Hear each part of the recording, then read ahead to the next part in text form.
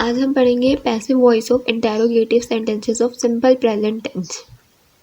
मैं पहले की वीडियोस में आपको बता चुकी हूँ कि एक्टिव और पैसिव में क्या डिफरेंस होता है, और ये जितने भी पॉइंट्स हैं ये सारे भी मैं वहाँ पे बता चुकी हूँ, लेकिन हम यहाँ पे दोबारा इस टेंस के लिए पढ़ लेते हैं। The passive voice of the interrogative sentences of simple present tense can be made by applying the following procedure. Number 1, use helping words is, are, am according to the subject of the passive voice sentence. सबसे पहले जब हम simple present tense के interrogative sentences को जब हम change करते हैं, एक्टिव वॉइस जो होते हैं उनके सेंटेंसेस जब हम उन्हें पैसिव के अंदर चेंज करते हैं, तो सबसे पहले हम क्या लगाते हैं, इज, आर, एम। क्यों? क्योंकि ये इंटेरोगेटिव सेंटेंसेस हैं, यानी ये सवालिया जुमले हैं, तो इसके अंदर हम क्या करेंगे, पैसिव वॉइस के अंदर सबसे पहले हेल्पिंग वर्ब यूज़ करेंगे, इज या आर या am according to the subject. जो सब्जेक्ट होगा उसके मुताबिक, आई है तो एम, ही शी इट या कोई सिंगुलर सब्जेक्ट है तो इज, या फिर वी यू दे, या फिर कोई प्लूरल सब्जेक्ट है तो हम उसके साथ आर इस्तेमाल करेंगे। उसके बाद सेकंड पॉइंट है, convert the object of the active voice sentence into the subject of the passive voice sentence. उसके बाद हम क्या करेंगे, जो ऑब्जेक्ट होता है एक्टिव वॉइस सेंटेंस का उसे हम कन्वर्ट कर देंगे सब्जेक्ट के अंदर, पैसिव वॉइस सेंटेंस के। उसके बाद हम यूज़ करेंगे थर्ड फॉर्म ऑफ वर्ब की थर्ड फॉर्म, देन ऐड करेंगे वर्ड बाय, फिर उसके बाद then convert the subject of the active voice sentence into the object of the passive voice sentence. उसके बाद जो सब्जेक्ट होता है एक्टिव वॉइस सेंटेंस का उसे कन्वर्ट कर देंगे ऑब्जेक्ट के अंदर, पैसिव वॉइस सेंटेंस के। After that put the remaining words if there are any in the active voice of the interrogative sentence. अगर कोई रिमेनिंग वर्ड्स होंगे तो हम क्या करेंगे, जब बाय के बाद सब्जेक्ट लिखेंगे तो सब्जेक्ट के बाद हम उन रिमेनिंग वर्ड्स को लिख देंगे, अगर कोई होगा एक्टिव वॉइस सेंटेंस के अंदर तो। In the end use the sign of interrogation, क्योंकि ये इंटेरोगेटिव सेंटेंसेस हैं तो इनमें हम एंड में क्या लगाएंगे, ये sign of interrogation to show the interrogative nature of the sentence. अब ये हम फॉर्मूला देख लेते हैं और कुछ एग्जाम्पल जिसके ज़रिए हम इन्हें सॉल्व करेंगे और फिर प्रैक्टिस करेंगे कि कैसे हम पैसिव वॉइस के अंदर जो है तब्दील कर सकते हैं अगर प्रेजेंट इंडेफिनिट का इंटेरोगेटिव सेंटेंस हमारे पास मौजूद है। तो एक्टिव वॉइस के अंदर जो इंटेरोगेटिव सेंटेंस का जो स्ट्रक्चर होता है वो क्या होता है, डू या does plus subject plus verb की फर्स्ट फॉर्म प्लस ऑब्जेक्ट। लेकिन जब पैसिव वॉइस के अंदर तब्दील करते हैं इस एक्टिव वॉइस सेंटेंस को, तो हम पहले क्या लगाते हैं, इज, एम या आर, फिर उसके बाद ऑब्जेक्ट। देखिए ये एक्टिव वॉइस का जो ऑब्जेक्ट होता है उसे हम कन्वर्ट कर देते हैं पैसिव वॉइस के सब्जेक्ट के अंदर। यहाँ पे ऑब्जेक्ट इसलिए लिखा है कि ये जो एक्टिव वॉइस का ऑब्जेक्ट है वो उठ के यहाँ पे आ जाएगा, लेकिन अब यहाँ पे आने के बाद ये क्या बन जाएगा, सब्जेक्ट बन जाएगा। उसके बाद मैंने आपको बताया था कि पैसिव वॉइस कोई से भी हो उनके अंदर हमेशा वर्ब की थर्ड फॉर्म ही इस्तेमाल होगी। उसके बाद वर्ब की थर्ड फॉर्म के फ़ौरन बाद हम बाय इस्तेमाल करते हैं और उसके बाद सब्जेक्ट। अब एग्जाम्पल नंबर 1 है, डू यू सेल पोटैटो, क्या तुम आलू बेचते हो। तो हमारे पास डू है। अब लेकिन आपको सबसे पहले ये करना होगा क्योंकि ये इंटेरोगेटिव में, तो यहाँ पे पोटैटोज क्या है, एक से ज़्यादा है। तो हम हमेशा जब भी प्लूरल सब्जेक्ट होता है तो उसके साथ हम हमेशा क्या यूज़ करते हैं, आर। तो सबसे पहले हम लिखेंगे आर पोटैटोज। उसके बाद क्या है, वर्ब की थर्ड फॉर्म, ऑब्जेक्ट तो हमने लिख दिया, ऑब्जेक्ट इस सेंटेंस में क्या है, पोटैटोज। वर्ब की थर्ड फॉर्म क्या है हमारे पास, यहाँ पे क्योंकि सेल दे रखी है वर्ब की फर्स्ट फॉर्म, तो सेल की थर्ड फॉर्म होती है सोल्ड। फिर उसके बाद क्या आएगा, बाय, और यू एज इट इज रहता है। मैंने आपको बताया था कि प्रोनाउंस चेंज होते हैं, आई मी में, ही शी ही हिम में, शी हर में, लेकिन यू जो है वो तब्दील नहीं होता। उसके बाद नेक्स्ट एग्जाम्पल है, does he sing a song, क्या वो गाना गाता है।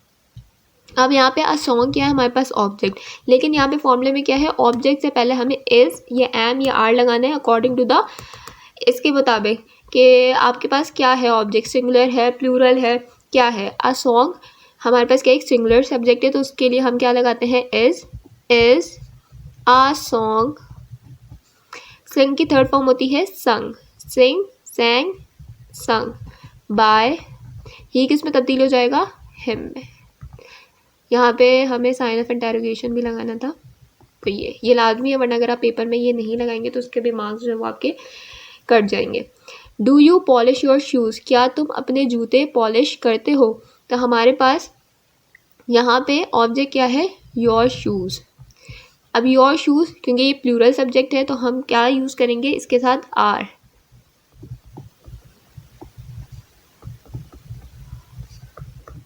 आर योर शूज़, पॉलिश की थर्ड फॉर्म होती है polished. Are your shoes polished by you.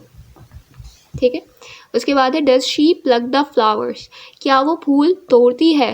अब यहाँ पे द फ्लावर्स क्या है, हमारे पास ऑब्जेक्ट है और इससे पहले हमें इज़ या एम या आर लगाना है। तो क्योंकि ये प्लूरल सब्जेक्ट है तो हम क्या लगाएंगे, are the flowers plucked, verb की थर्ड फॉर्म, बाय हर। क्यों, क्योंकि शी को जब एज अ ऑब्जेक्ट लिखा जाता है तो हम क्या लिखते हैं, हर। उसके बाद है डू दे डिसलाइक मी, क्या वो मुझे नापसंद करते हैं। मी क्या है हमारे पास, ऑब्जेक्ट। जब इस ऑब्जेक्ट को हम एज ए सब्जेक्ट लिखते हैं तो इसे लिखते हैं आई, और आई के साथ हमेशा यूज होता है am I disliked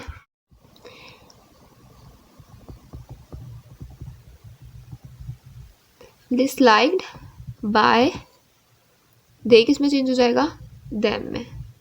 M I disliked by them. उसके बाद हमारे पास आता है डज शी स्कोल्ड हिम, क्या वो उसे डांटती है। अब हमारे पास हिम क्या है, ऑब्जेक्ट। जब इसे एज अ सब्जेक्ट लिखेंगे तो क्या लिखेंगे, ही, और ही के साथ हमेशा क्या यूज़ होता है, इज ही। स्कोल्ड की थर्ड फॉर्म होती है स्कोल्डेड बाय हर, और sign of interrogation. Does his father punishes him, क्या उसके फादर उसे पनिश करते हैं। तो हिम क्या है हमारे पास, ऑब्जेक्ट, और ऑब्जेक्ट जब ऐसे सब्जेक्ट बनेगा तो ही पनिश्ड बाय हिज फादर।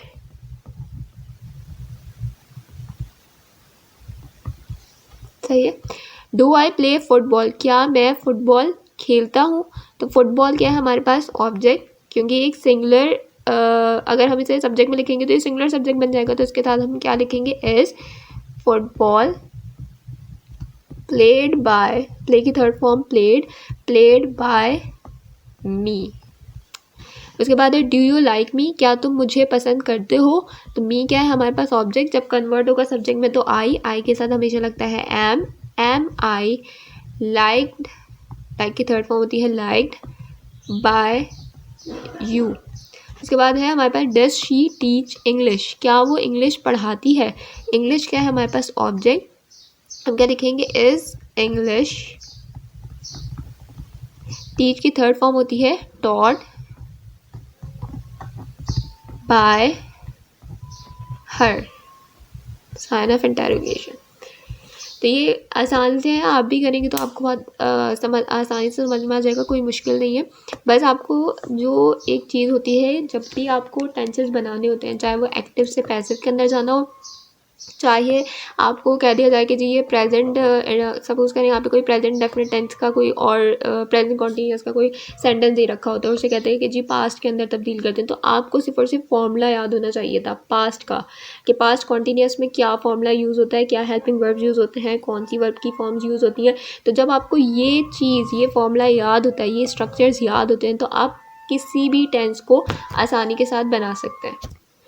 तो जब आप बार बार प्रैक्टिस करेंगे इन सेंटेंसेस को एक्टिव से पैसिव में बनाने की, तो आपको ये फॉर्मूला जो है वो रटने की ज़रूरत नहीं पड़ेगी कि अब हर सेंटेंस के लिए मुझे अलग अलग फॉर्मूलाज रटने पड़ेंगे, याद करने पड़ेंगे। तो जब आप प्रैक्टिस करेंगे बार बार सेंटेंसेस को, तो आपको ये फॉर्मूलाज, ये स्ट्रक्चर्स खुद ही याद हो जाएंगे। तो जितना ज़्यादा प्रैक्टिस करेंगे उतना ज़्यादा आप जो है वो अच्छे से कर पाएंगे।